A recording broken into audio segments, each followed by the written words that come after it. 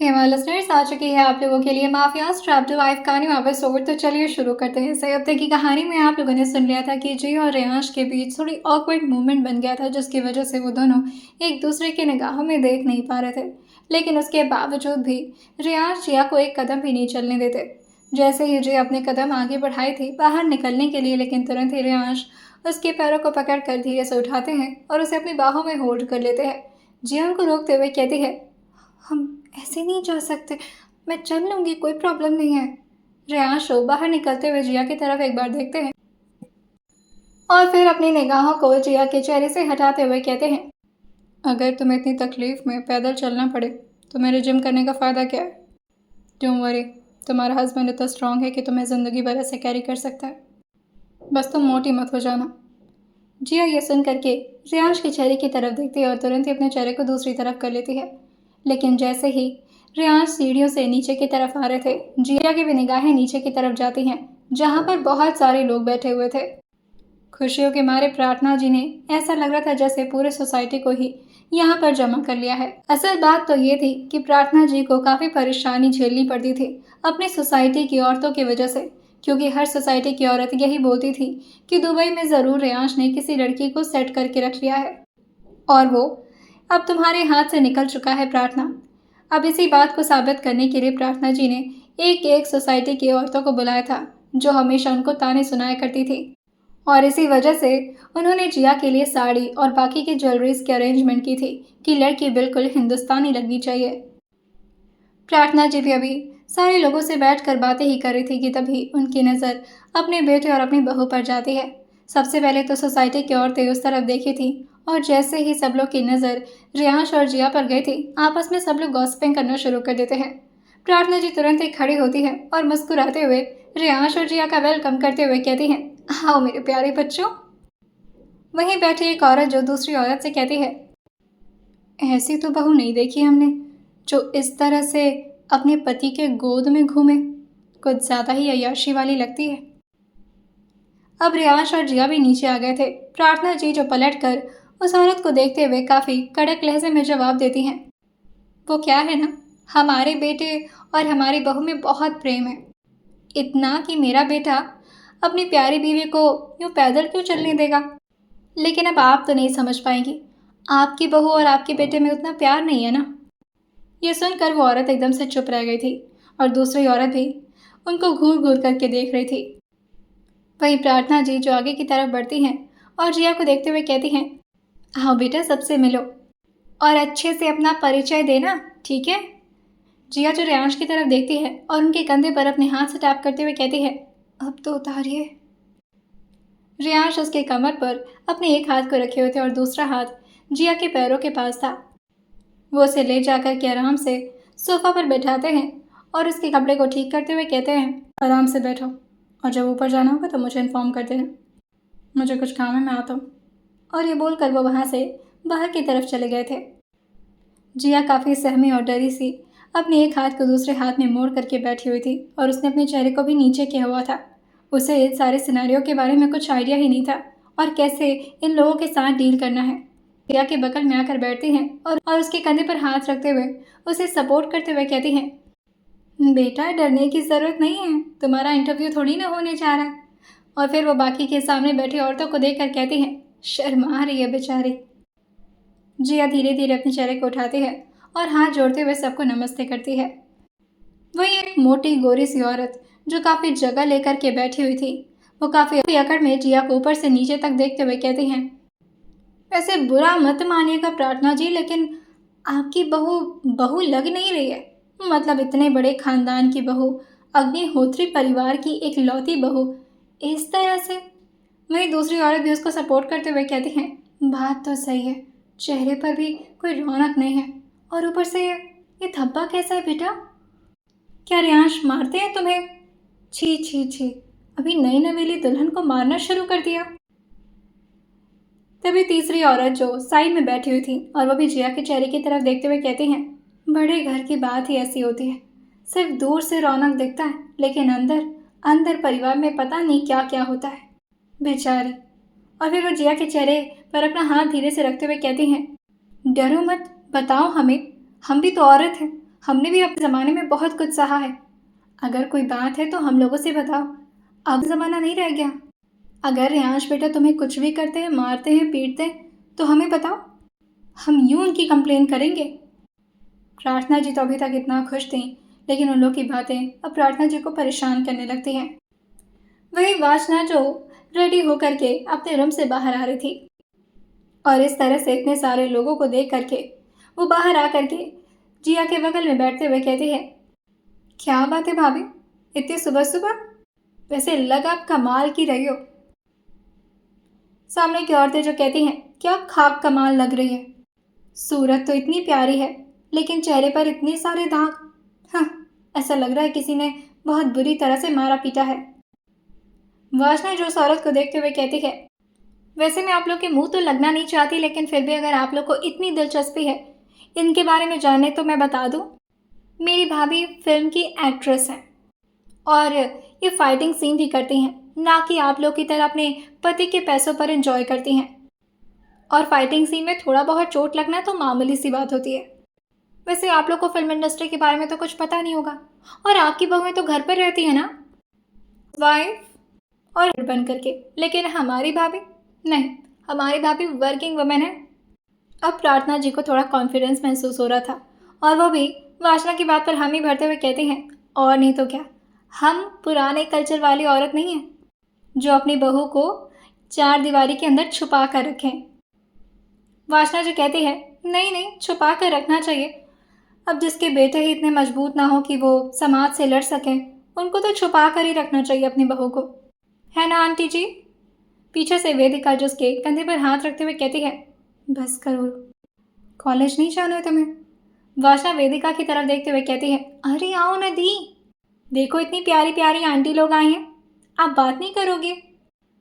अब उन सारी औरतों को मामला उल्टा दिख रहा था, और ऐसा लग रहा था जैसे उनका ही चलाया हुआ तीर उन्हीं के ऊपर जाकर के लग रहा है। वो वासना से बैठ कर के बहस तो नहीं करना चाह रहे थे, और सबको पता था कि अगर रियांश वहाँ पर आ गए तो ज़्यादा ही प्रॉब्लम हो जाएगी। वो धीरे धीरे एक एक करके खड़ी होने लगती हैं। लेकिन वही मोटी औरत जो कि ठीक रियांश के घर के सामने वाले घर में रहा करती थी, वो जिया की तरफ देखते हुए कहती हैं, ना तो मांग में सिंदूर है, ना तो गले में मंगलसूत्र। कहीं ऐसा तो नहीं कि तुम्हारे भाई ने किसी एक्टर को ही बुलाकर यहाँ पर रख लिया हो? क्योंकि शादी के बारे में हमें तो कुछ अता पता नहीं चला। ये छुपे छुपे शादी कहाँ से हो गई? मुझे तो लगता है दुबई की किसी लड़की को उठाकर ले आया है और बस साड़ी पहना करके हमारे सामने बिठा दिया है। प्रार्थना जी जो खड़े होते हुए कहती हैं, बस करिए आप लोग। बेचारी, आज इसका पहला दिन है। मैंने तो सोचा कि आप लोगों से मिलवाऊंगी तो थोड़ा घुले मिलेगी, थोड़ा खुश होगी, थोड़ी बातें करेगी, लेकिन आप लोग तो बस ताने पे ताने मारे जा रहे हैं। वही दूसरी औरत को भी अब थोड़ा सा आश्रय मिलता है, और वो भी प्रार्थना जी के सामने आते हुए कहते हैं, बात तो सही है, वैसे अग्निहोत्री खानदान की बहू इतनी सादा सादा।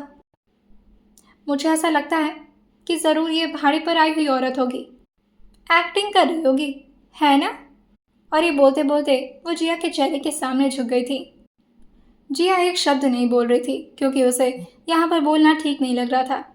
जिया एक आहट महसूस हो रही थी। इस तरह इतने सारे औरतों के सामने बैठ करके सबके बीच का एक टॉपिक बन जाना, ये जिया के लिए कोई नॉर्मल बात नहीं थी।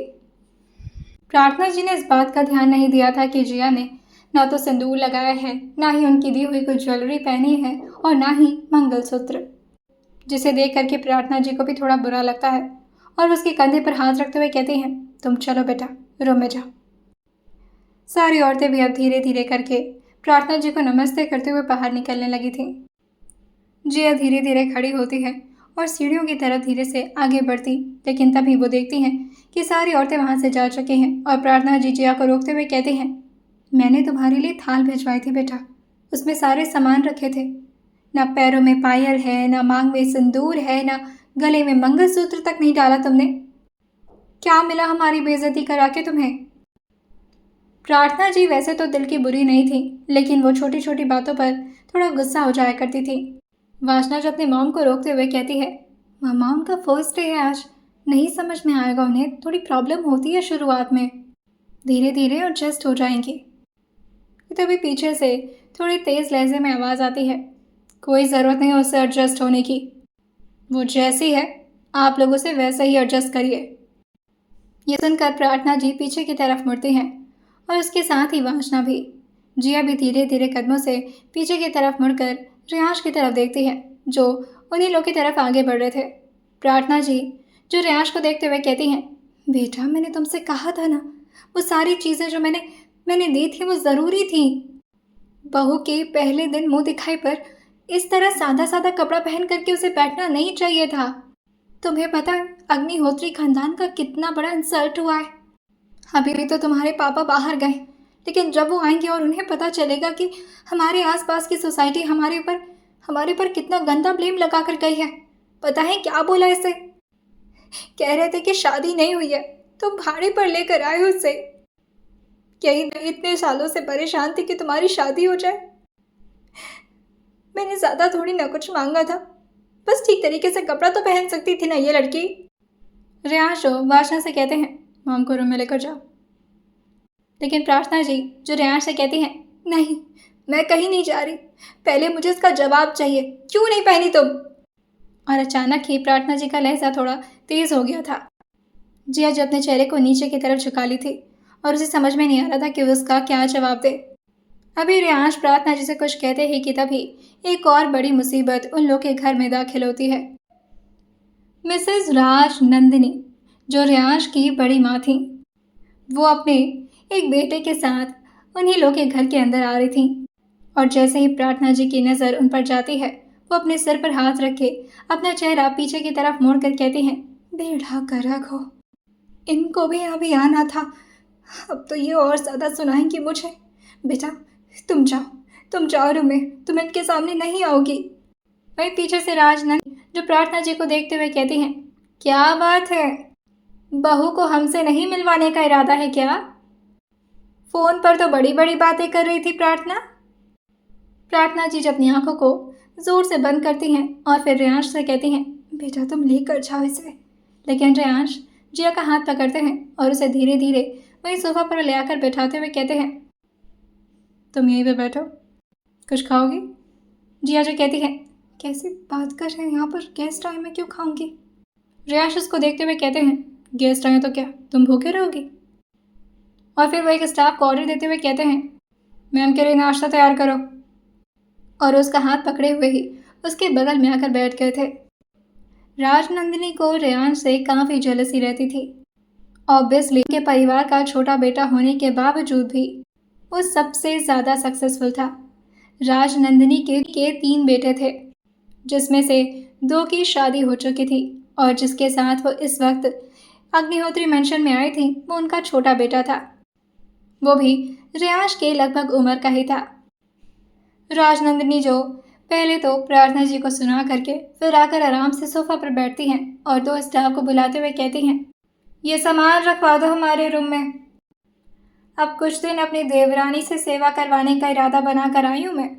और फिर वो हंसते हुए कहती हैं, और हमारे घर की छोटी बहू से भी, पूरे खानदान की छोटी बहू। और ये बोलते बोलते वो जिया के चेहरे की तरफ देखती हैं और फिर अपने बगल में खड़े बेटे को देखकर कहती हैं, गौरव ये लड़की थोड़ी अजीब नहीं लग रही? ऐसा क्यों लग रहा है इसे हमने कहीं देखा है? वहीं गौरव भी अपनी माँ का साथ देते हुए उनके बगल में आकर बैठते हुए कहता है, ऐसे यही लड़की थी ना जो कल न्यूज़ में आई थी? अरे ये तो जिया त्रिपाठी है, अभी कल ही तो इसकी मूवी भी लॉन्च हुई है, इस वक्त तो काफ़ी ट्रेंडिंग में चल रही है, #जिया। उसके साथ एक और हैशटैग जुड़ गया, #नारी शक्ति। पिंजरा मूवी इन्हीं की तो है। जैसे ही नंदिनी ने यह सुना था वो एक बार अपने बेटे को देखती हैं और उसे चुप रहने का इशारा करती हैं। गौरव चुपचाप अपने एक पैर पर दूसरा पैर चढ़ाकर बैठ गया था।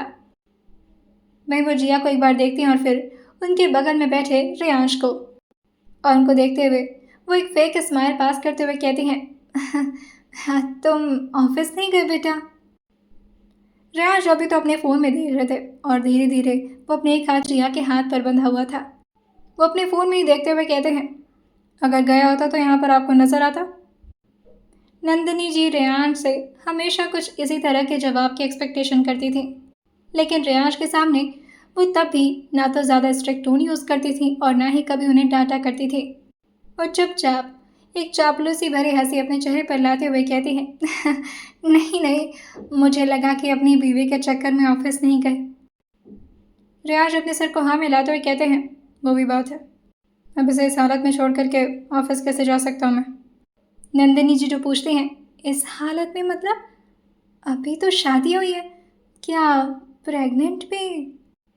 कि तभी रियांश का हाथ जो अभी तक उनके फ़ोन पर स्क्रॉल कर रहा था, वो तुरंत ही फ़ोन को साइड में रखते हैं और नंदिनी जी की ठीक आंखों में देखते हुए कहते हैं, वैसे हमारी फैमिली को इतनी भी कोई खास जल्दी नहीं है और हमारे घर में औरत को औरत समझा जाता है, बच्चे पैदा करने की मशीन नहीं।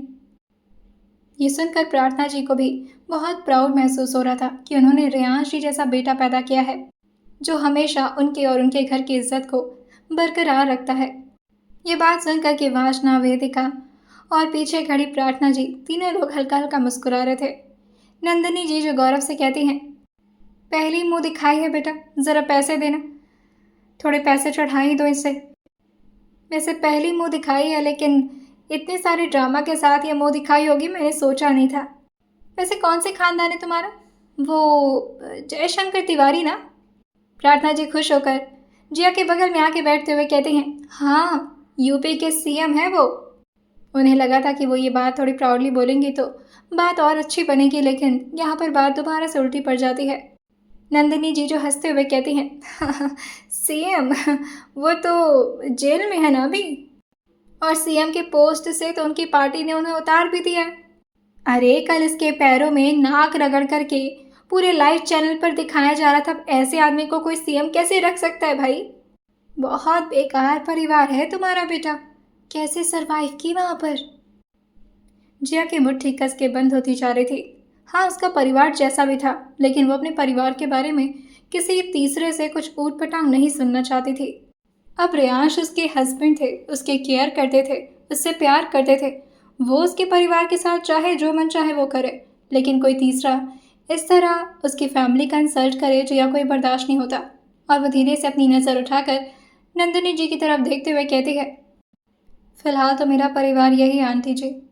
वो इसके आगे कुछ बोलना चाह रही थी, लेकिन उसके दिमाग ने उसके जीभ पर कंट्रोल पा लिया था और वो खुद से ही कहती है, ज़्यादा कलेश नहीं कर सकते, इनके खानदान की बात है, और वैसे भी क्या मतलब है मुझे, कुछ दिन की मेहमान है, रहने दो। नंदिनी जी जो मुस्कुराते हुए कहती हैं, वो बात तो सही है कि ये तुम्हारा परिवार है। और फिर वो खड़े होकर के हाथों में कुछ नोटों की गड्डी ले करके उसके चारों तरफ घुमाते हुए कहती हैं, मगर प्रार्थना को इन सब चीज़ों का ध्यान रखना चाहिए था। अब ऐसे घर से ये रिश्ता जोड़ोगी तो तुम समझ रही हो कि न्यूज़ चैनल घर की इज्जत की धज्जी उड़ जाएगी। रियाज अब बैठे, वहीं पीछे बैठे गौरव को अब और ज़्यादा बर्दाश्त नहीं होता और वह खड़े होते हुए नंदिनी जी के बगल में आकर अपने रियांश भाई को देखते हुए कहता है, मॉम आपको पता होना चाहिए, रियांश अग्निहोत्री है ये। आपको ना इनके बारे में पूरी सच्चाई पता नहीं है, लेकिन इतना बता दूं कि किसी भी न्यूज़ चैनल को अपनी मौत थोड़ी ना बुलवानी है जो भाई के अगेंस्ट न्यूज़ बाहर निकालेंगे। और फिर वो हंसते हुए रियांश की तरफ देखते हुए कहता है ना भाई? और ये बोल करके वो अपने हाथ को भी आगे बढ़ा दिया था। उसे लगा था कि रियांश उसकी बात को खुशी से सुन करके उसके हाथ पर ताली मारेंगे, लेकिन रियांश बस नज़र को अपने ऊपर की तरफ उठाकर गौरव को घूरते हैं, जिससे वो चुपचाप अपनी मॉम की तरफ देखने लगता है। और नंदिनी जी भी उसे खा जाने वाली नज़र से घूर रही थी। वो अपने बेटे के इस हरकत से हमेशा से परेशान थी। हमेशा गौरव रियांश की तारीफ पे तारीफ करता था और उसने तो रियांश को अपना आइडियल मान रखा था। जिस तरह से अलग अलग प्लेटफॉर्म पर रियांश के एडिट्स बनते थे, उसका भी ड्रीम था कि उसके पास भी ऐसी लाइफस्टाइल हो, उसके पास भी ऐसी फैन फॉलोइंग हो और पब्लिक उससे दबे, उसकी बात सुने सब लोग, और वो रियांश की तरह जहाँ भी निकले सब लोग अपने सिर को उसके सामने झुका लें और किसी की भी उसके सामने कुछ बोलने की हिम्मत ना हो। अभी भी नंदिनी जी उन पैसों को लेकर के जिया के गोल गोल घुमाए जा रही थी, क्योंकि उनका ध्यान तो ना पैसों पर था और ना ही जिया पर। उनका ध्यान तो रियांश पर था और गौरव की कही हुई बातों पर। कि तभी झटके से रियांश अपनी जगह से खड़े होते हैं और जैसे ही वो ऊपर की तरफ उठे थे और जैसे ही वो खड़े हुए थे, नंदिनी जी अचानक ही 2 कदम पीछे हो जाती हैं। उन्हें न जाने क्या समझ में आया था। सब लोग नंदिनी जी को देख करके अपने चेहरे को नीचे करके मुस्कुराने लगे थे। जिया को भी नंदिनी जी की ये हरकत थोड़ी अजीब लगती है। रियांश अपने हाथ को झटके से उठाए थे, जिससे नंदिनी जी अपने चेहरे को दूसरी तरफ करते हुए कहते हैं, बेटा आराम से क्या कर रहे हो? लेकिन तभी रेहांश अपने हाथ को अपने बाल की तरफ ले जाते हुए बाल को अच्छे से सेट करते हुए कहते हैं, क्या हुआ बड़ी माँ, ठीक है आप? जी जो नोटों की गड्डी को जिया की गोद में रखते हुए कहती हैं, हाँ बेटा मैं ठीक हूँ। चलो गौरव, मेरे को रूम में ले चलो, मुझे थकान हो रही है। वहीं रेहांश जो अपने एक कदम को आगे बढ़ाते हुए कहते हैं, अब इतना भी खतरनाक नहीं हूँ मैं। और ये बोलकर वो जिया के उन नोटों को अपने हाथ में लेते हैं और अपनी मॉम की तरफ देते हुए कहते हैं, इसे जिया की तरफ से गरीबों में बांट दीजिएगा। प्रार्थना जी तो कहती हैं, अरे बेटा पर ये नेक है, जिया को रखना चाहिए पैसा। रेहांश जो जिया के बाजू को धीरे से पकड़ते हुए उसे प्रॉपरली खड़ा करते हुए कहते हैं, उससे क्या करना है पैसों का, वो खुद भी इतना कमाती है, और फिर अगर उसकी कोई ज़रूरत होगी तो मैं पूरी कर दूंगा। इन पैसों को आप गरीबों में ही बांट दीजिएगा। और वह जिया के हाथ पर अपना हाथ रखते हुए कहते हैं, चलो। जिया को लगा था कि अब इतने सारे लोगों के सामने शायद रेहांश को थोड़ी सी शर्म आएगी और वह उसे पैदल जाने के लिए परमिशन दे देंगे। वो जैसे अपनी साड़ी को संभालते हुए आगे की तरफ कदम रखती है, लेकिन तभी रेहांश झटके से उसे अपनी गोद में उठा लिए थे। सब लोग इस बात को थोड़ा इग्नोर करने की कोशिश करते हैं और अपने अपने रास्ते निकल जाते हैं, लेकिन गौरव जो सीटी बजाते हुए मोमेंट को थोड़ा रोमांटिक बनाने की कोशिश करते हुए कहता है, वाह वाह राम जी, जोड़ी क्या बनाई, भैया और भाभी को बधाई हो बधाई। और ये बोल करके वो जिया की तरफ अपना चेहरा हल्का सा झुकाते हुए कहता है, कॉन्ग्रेचुलेशन भाभी। और फिर वो अपने भाई की तरफ भी देखते हुए कहता है, आपको भी कॉन्ग्रेचुलेशन। लेकिन जैसे ही रेहांश उसकी तरफ देखे थे, वो जोर से नाटक करते हुए चिल्लाता है, आया मॉम। मॉम बुला रही हैं शायद, मैं चलता हूँ, अब एंजॉय। और ये बोल करके वो अपनी मम्मा के रूम में भाग गया था। राज नंदिनी के नेचर से उसका नेचर बिल्कुल अलग था, क्योंकि वो बिल्कुल अपने पापा की तरह था। रेहांश के बड़े पापा भी बहुत चिल मूड में रहा करते थे और जितेंद्र जी के साथ उनकी बहुत अच्छी बनती थी।